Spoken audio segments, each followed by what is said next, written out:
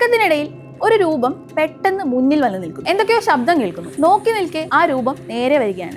കട്ടിലിൽ നിന്ന് എഴുന്നേറ്റ് ഓടണമെന്നുണ്ട്, പക്ഷേ കണ്ണു തുറക്കാൻ പോലും കഴിയുന്നില്ല. നിലവിളിക്കാൻ ശ്രമിക്കുമ്പോൾ ഒച്ച പുറത്തു വരുന്നില്ല. കെട്ടിയിട്ട പോലെ അനങ്ങാൻ കഴിയാത്തൊരവസ്ഥ. ഇങ്ങനെ ഒരു അനുഭവം നിങ്ങൾക്കുണ്ടായിട്ടുണ്ടോ?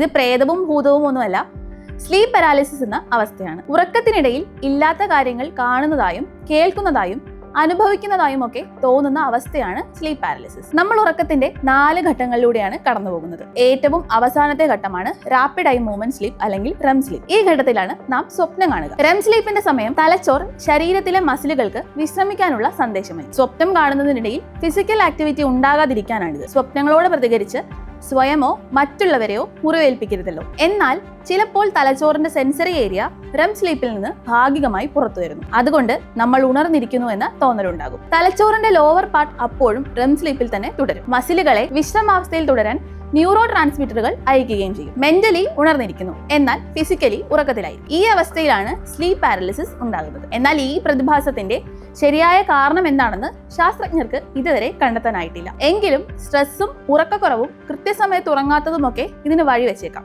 പൊതുവെ സ്ലീപ്പ് പാരാലിസിസ് അപകടകാരിയല്ല, എന്നാൽ ചിലർക്ക് ഇത് ഉണ്ടാകുന്നത് പാനിക് അറ്റാക്കിലേക്ക് നയിക്കാം. കൂടാതെ അപൂർവം ചിലർക്ക് നാർക്കോലെപ്സി അല്ലെങ്കിൽ ആൻസൈറ്റി ഡിസോർഡർ കാരണമായി സ്ലീപ്പ് പാരാലിസിസ് ഉണ്ടാകാം.